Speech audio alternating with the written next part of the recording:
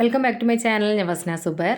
ഇന്ന് ഞാൻ butter scotch ഐസ്ക്രീമിൻ്റെ recipe ആയിട്ടാണ് കേട്ടോ വന്നിട്ടുള്ളത്. ഇതിൻ്റെ മുന്നേ എൻ്റെ ചാനലിൽ ഐസ്ക്രീമിൻ്റെ റെസിപ്പി ഞാൻ അപ്ലോഡ് ചെയ്തിട്ടുണ്ട്. ഞാനിവിടെ വിപ്പിംഗ് ക്രീമിലാണ് ഐസ്ക്രീം ഉണ്ടാക്കി എടുക്കുന്നത്. അപ്പോൾ ഈ ഒരു ബട്ടർ സ്കോച്ച് ഐസ്ക്രീം ഉണ്ടാക്കാൻ വേണ്ടിയിട്ട് ആദ്യം തന്നെ ഒരു ബൗൾ എടുത്തിട്ടുണ്ട്. അതിലേക്ക് 2 കപ്പ് വിപ്പിംഗ് ക്രീമാണ് കേട്ടോ എടുത്തിട്ടുള്ളത്. ഞാൻ ഫിയോനൻ്റെ വിപ്പിംഗ് ക്രീമാണ് എടുത്തിട്ടുള്ളത്. അതുപോലെ തന്നെ ഇതിലേക്ക് ബട്ടർ സ്കോച്ച് സോസും കുറച്ച് പ്രലൈൻസും അതുപോലെ തന്നെ മധുരത്തിന് ഞാനിവിടെ മിഠായി മേറ്റുമാണ് കേട്ടോ എടുത്തിട്ടുള്ളത്. ഇനി ഇതൊന്ന് ബീറ്റ് ചെയ്തിട്ട് എടുക്കാം. അപ്പോൾ നമ്മൾ കേക്കിന് വേണ്ടിയിട്ട് സ്റ്റിഫായിട്ട് ബീറ്റ് ചെയ്യില്ലേ, അത്രയും സ്റ്റിഫ്നെസ് വേണ്ട കേട്ടോ. കുറച്ചൊരു ലൂസ് കൺസിസ്റ്റൻസിയിൽ നമ്മൾ ബീറ്റ് ചെയ്തെടുത്താൽ മതി. ഇനി ഇതിലേക്ക് ഞാൻ മധുരത്തിന് മിഠായി മേറ്റാണ് ചേർത്ത് കൊടുക്കുന്നത്. മിൽക്ക് മെയ്ഡും മിഠായി മേറ്റൊക്കെ വേണം നിർബന്ധമൊന്നുമില്ല. പഞ്ചസാര പൊടിച്ചതുണ്ടെങ്കിൽ അത് ചേർത്ത് കൊടുത്താലും മതി കേട്ടോ. പക്ഷേ നമ്മൾ ഏതൊരു പുഡിങ്ങും ഐസ്ക്രീമും ഒക്കെ ഉണ്ടാക്കുന്ന സമയത്ത് മിൽക്ക് മെയ്ഡ് ചേർത്ത് കൊടുക്കുമ്പോൾ അതൊരു പ്രത്യേക ടേസ്റ്റ് തന്നെയാണ് കേട്ടോ. അപ്പോൾ നിങ്ങളെ കയ്യിൽ മിൽക്ക് മെയ്ഡ് ഉണ്ടെങ്കിൽ അത് ചേർത്ത് കൊടുക്കുക, അല്ലെങ്കിൽ പഞ്ചസാര പൊടിച്ചത് ചേർത്ത് കൊടുത്താലും മതി കേട്ടോ. ഇനി ഇതിലേക്ക് ഞാൻ കുറച്ച് ബട്ടർ സ്കോച്ച് എസൻസ് ചേർത്ത് കൊടുക്കുന്നുണ്ട്.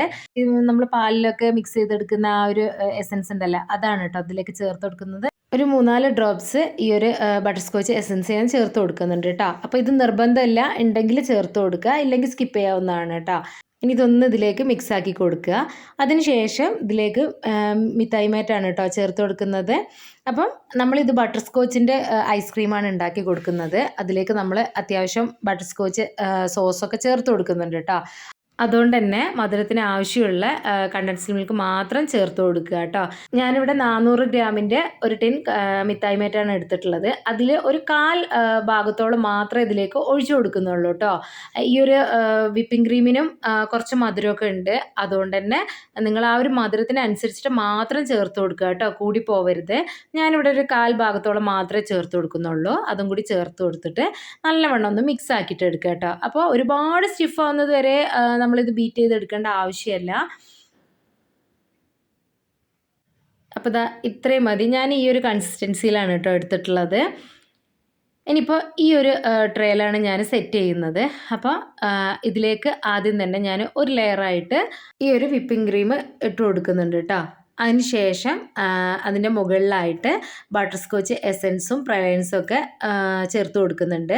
അപ്പം ഫസ്റ്റത്തെ ലെയർ ഒന്ന് നമ്മൾ സ്പാച്ചിൽ എന്തെങ്കിലും വെച്ചിട്ട് ഒന്ന് എല്ലാ ഭാഗത്തേക്കും സ്പ്രെഡാക്കി കൊടുക്കുക കേട്ടോ. അതിന് ശേഷം ഇതാ ഞാൻ റെഡിയാക്കി വെച്ചിട്ടുള്ള ആ ഒരു കാരമൽ സോസ് ഉണ്ടല്ലോ, അത് ഇതിൻ്റെ എല്ലാ ഭാഗത്തേക്കും ഒന്ന് സ്പ്രെഡാക്കി കൊടുക്കുന്നുണ്ട്. അപ്പോൾ ഈ ഒരു കാരമൽ സോസും അതുപോലെ തന്നെ പ്രലൈൻസൊക്കെ ഞാൻ വീട്ടിൽ തന്നെ ഉണ്ടാക്കിയെടുത്തതാണ് കേട്ടോ. അപ്പം ഈ ഒരു കാരമൽ സോസ് ഉണ്ടാക്കുന്ന വീഡിയോ ഞാൻ ഇതിൻ്റെ തൊട്ട് മുന്നേ ഇട്ടിട്ടുണ്ട്. വേണ്ടവരാണെങ്കിൽ ഒന്ന് കണ്ടു നോക്കുക കേട്ടോ. അപ്പോൾ ഈ ഒരു പ്രലൈൻസും ഞാൻ ഉണ്ടാക്കിയെടുത്തതാണ്. ഞാൻ ബട്ടർ സ്കോച്ച് കേക്ക് ഉണ്ടാക്കുന്ന സമയത്ത് ഇതുപോലെ ഈ ഒരു സോസും പ്രലൈൻസും ഒക്കെ വീട്ടിൽ തന്നെയാണ് ഉണ്ടാക്കിയെടുക്കാറുള്ളത്. ഇനി ഈ ഒരു പ്രലൈൻസ് നമ്മൾ വീട്ടിൽ ഉണ്ടാക്കിയിട്ടില്ലെങ്കിലും കടയിൽ നിന്ന് നമുക്ക് ഈ കപ്പലണ്ടി മിഠായി വാങ്ങാൻ കിട്ടുമല്ലോ, അത് വാങ്ങിയിട്ട് ഒന്ന് പൊടിച്ചിട്ട് ഇതിൻ്റെ മുകളിലായിട്ട് ഇട്ട് കൊടുത്താൽ മതി കേട്ടോ. അപ്പോൾ ഇതാ ആ ഒരു ലെയറിൻ്റെ മുകളിലേക്ക് വീണ്ടും നേരത്തെ നമ്മൾ വിപ്പ് ചെയ്ത് വെച്ചിട്ടുള്ള ആ ഒരു വിപ്പിംഗ് ക്രീം ഉണ്ടല്ലോ, അത് മുഴുവനായിട്ട് അതിൻ്റെ മുകളിലായിട്ട് സ്പ്രെഡാക്കി കൊടുക്കുന്നുണ്ട്. ഇനി ഇതിൻ്റെ മുകളിലായിട്ട് വീണ്ടും കുറച്ചും കൂടിയും ആ ഒരു കാരമൽ സോസും അതുപോലെ തന്നെ പ്രലൈൻസും ഇട്ട് കൊടുക്കുന്നുണ്ട് കേട്ടോ. ഈ ഒരു കാരമൽ സോസ് വീട്ടിലുണ്ടാക്കിയതുകൊണ്ട് അതിനധികം കളറില്ല കേട്ടോ. നമ്മൾ കടയിൽ നിന്നൊക്കെ വാങ്ങുന്നതിൽ കളർ ചേർക്കുന്നുണ്ട്. പക്ഷേ ഇത് നമ്മൾ വീട്ടിലുണ്ടാക്കുന്നത് കൊണ്ട് തന്നെ ഇതിന് അധികം കളർ ഉണ്ടാവില്ല കേട്ടോ.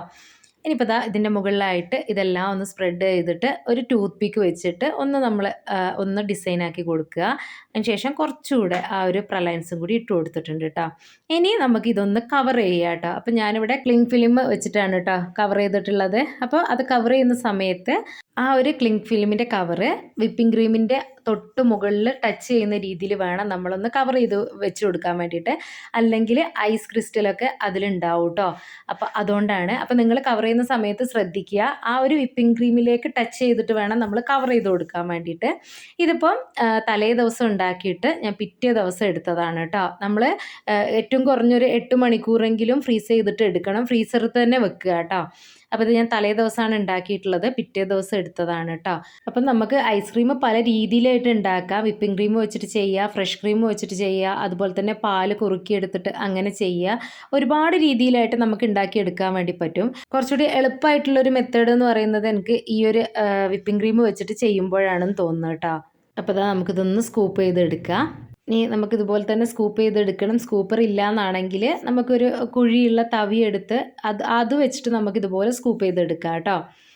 അപ്പോൾ ദാ നല്ല അടിപൊളിയായിട്ടുള്ള ഐസ്ക്രീം റെഡി ആയിട്ടുണ്ട്. നമ്മളെ കുട്ടികൾക്കൊക്കെ നമുക്ക് വീട്ടിൽ പെട്ടെന്ന് തന്നെ ഉണ്ടാക്കി കൊടുക്കാൻ വേണ്ടി പറ്റും കേട്ടോ ഈ ഒരു രീതിയിൽ.